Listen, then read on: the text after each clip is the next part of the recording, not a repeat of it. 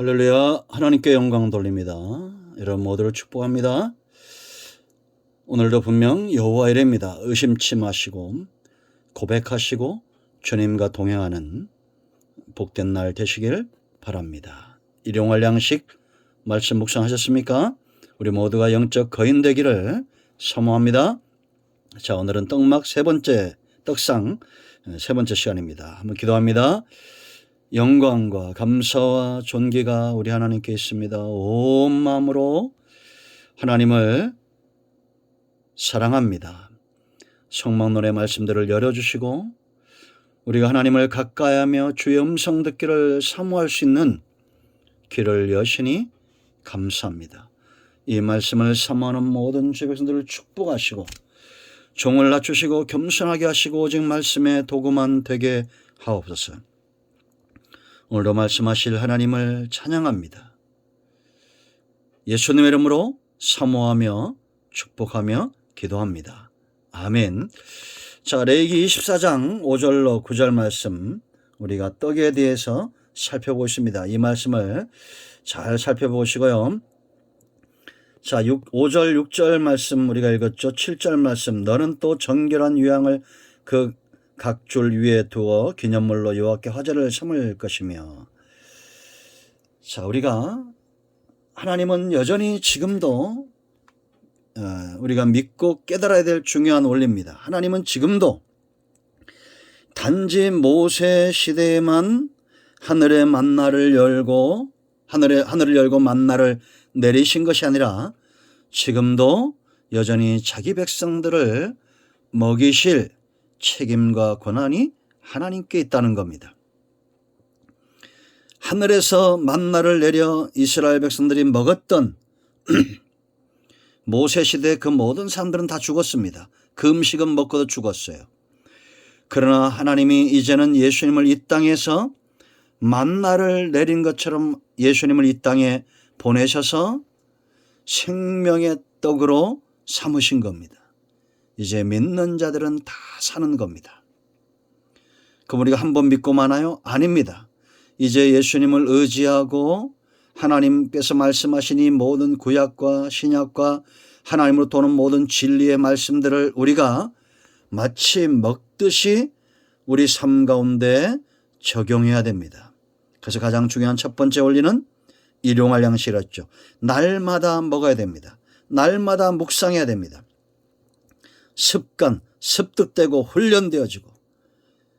여러분 이사야 1장 4절 말씀을 보세요. 소도 나귀도 다 주인 알고 주인의 구유를 안다고 말하잖아요. 근데 이스라엘 백성들은 하나님을 만홀히 여기고 물러갔다. 결국은 범죄한 나라가 되고 행악의 종자가 되고 부패한 자식이 되고, 하나님을 멀리하면 그렇게 되는 겁니다. 죄의 습관이 되고 죄에 훈련되어지는 거예요. 그러나 우리는 이제 하나님을 가까이 여기서 일용할 양식을 먹는 지혜로운 양들이 되기를 축복합니다. 두 번째 중요한 원리, 제사장들에 의해서 진설되었다. 제사장들의 주된 임무였다라는 겁니다. 말씀의 공급이 중단되지 않도록. 이것이 중단되면 어떻게 됩니까? 기갈이 오고, 기갈이 계속되면 엘리 시대처럼 영적인 생명의 위기가 오게 되어 있어요. 그러므로 신선한 떡을 준비하는 것, 제사장들의 굉장히 중요한 사역이었다라는 겁니다. 이건 오늘날도 마찬가지입니다. 예수님의 사역을 잘 보세요, 여러분. 예수님은 가르치는 사역, 전파하는 사역을 게을리하신 적이 없습니다. 여우도 굴이 있고 누울 곳이 있지만 예수님은 바쁘시게 움직이시는 분이에요. 때가 아직 낮이었기 때문에 가는 곳마다 회당에서 말씀을 가르치고 사람들을 만날 때마다 그들에게 영적인 양식을 공급합니다. 주님을 만난 모든 사람들이 어떻게 됩니까? 이제는 생명을 얻고 더 풍성히 얻고 영적 기갈에서 해방을 경험합니다. 여러분 니고데모를 보세요. 수가성 여인을 보세요. 베드로와 12 제자들을 보세요. 주님이 만나는 순간 그들이 이전에는 맛보지 못했던 영적인 양식의 맛을 봅니다. 여러분, 요한복음 6장 27절에서 썩을 양식을 위해서 일하지 말라라고 주님이 경고하셨습니다. 오병이의 사건 이후에 사람들은 주님을 쫓아다니기 시작했어요. 왜? 먹으면 죽을 수밖에 없는 그 오병이어, 그것을 얻기 위해서 주님을 그렇게 열심을 갖고 바다를 건너 주님이 있는 곳까지 쫓아온 겁니다. 주님이 그들을 책망하시면서 복음을 이야기하죠. 썩을 양식을 위해서 일하지 말고 영생하도록 있는 양식을 위해서 일하라는 겁니다. 그러면서 예수님이 내가 생명의 떡이다 말합니다. 너희가 나의 살을 먹고 내 피를 마셔야 된다고 말해요. 이건 예수님의 구속과 복음을 말씀하시는 거죠. 이 말씀이 어려움으로 그날에 많은 사람들이 주님을 떠나갔어요. 그때 주님이 너희도 가려느냐 했을 때 베드로가 68절에 요한복음 6장 68절에 뭐라고 말합니까? 영생의 말씀이 여기 있음에 우리가 누구에게로 가오리까? 여러분, 예수님이 말씀을 전할 때에도 이 말씀이 생명임에도 불구하고 많은 사람들이 떠나갔다라는 겁니다. 바울 같은 사람의 사역에도 대마처럼 세상으로 가는 자들이 있었다는 거예요. 여러분, 성령이 여러분의 마음을 강권하시기를 원합니다. 그리스도의 사랑이 또한 우리를 강권하시기를 원합니다. 부족한 정의 말씀을 전하지만 이 말씀이 여러분들에게 신선한 영적인 양식으로 진리의 말씀으로 생명의 말씀으로 여러분들 앞에 진설되기를 원합니다. 여러분, 이 말씀이 여기 보세요. 여러분, 여호와 앞에 순결한 상에 두라고 그랬습니다. 그러므로 말씀을 준비하는 자들, 이들은 항상 하나님 앞에 있다는 것을 기억하셔야 됩니다. 저도 이 말씀 앞에 큰 책임을 느낄 것이고 여러분들 가운데 말씀을 전하는 자들이나 저는 한국 교회가 또 하나님이 사랑하시는 목사님들과 주의 종들이 여호와 앞에서 말씀 사역을 감당하기를 원합니다. 그렇다면 이단들도 사라질 것입니다. 욕심대로 행하는 자들도 사라질 거예요. 이단과 복음적인 교회는 바로 이것의 차이입니다.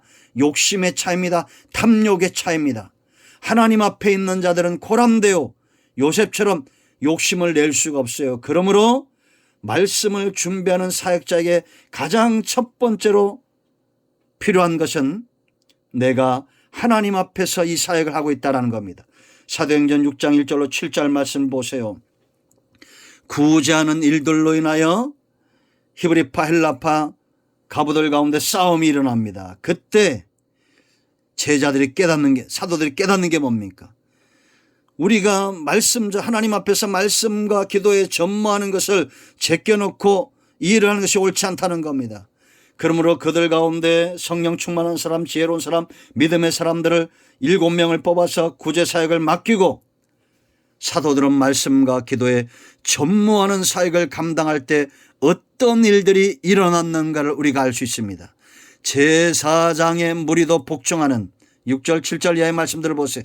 제사장의 무리도 이 말씀 앞에 복종하는 역사가 있었다는 겁니다. 왜냐? 말씀의 능력 때문에.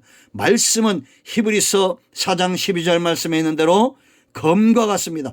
좌우의 날섬검과 같아요. 이 날섬검이 어떻게 됩니까? 갈아야 됩니다. 갈고 닦으면 날섬검이 되는 거예요. 그러므로 교회는 말씀에 전무하고 기도에 전무하도록 그렇게 배려도 있어야 되고 사역을 우선순위에 둬야 됩니다. 여러분, 우리가 출애굽기 25장을 보세요.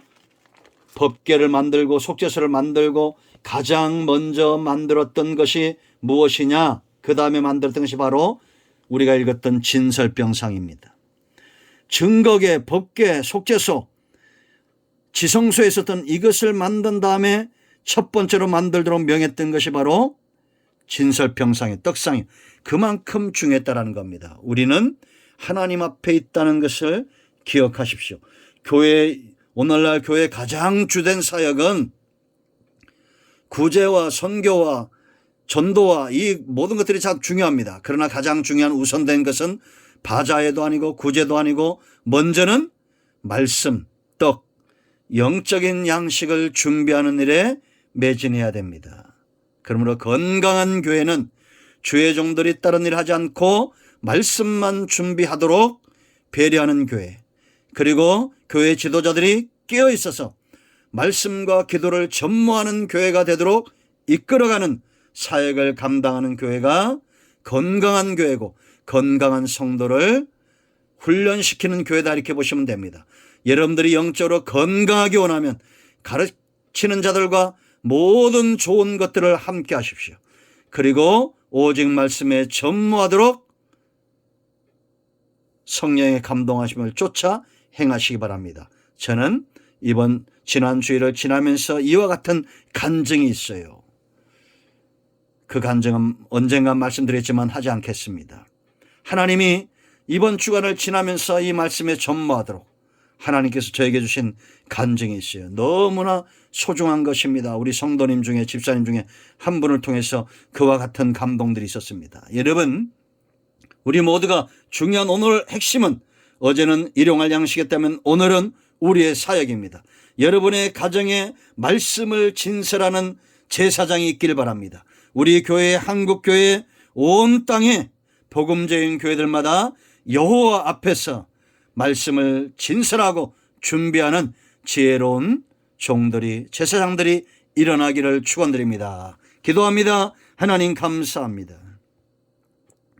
오늘 이 말씀대로 되기를 원합니다. 예수님의 이름을 의지하여 간구합니다. 우리 가운데 마음이 상한 자, 병든 자 치유하시고 회복시키시고 오직 말씀의 도구로만 쓰임받게 하옵소서. 예수님의 이름으로 사모하며 축복하며 치유하며 기도합니다. 아멘.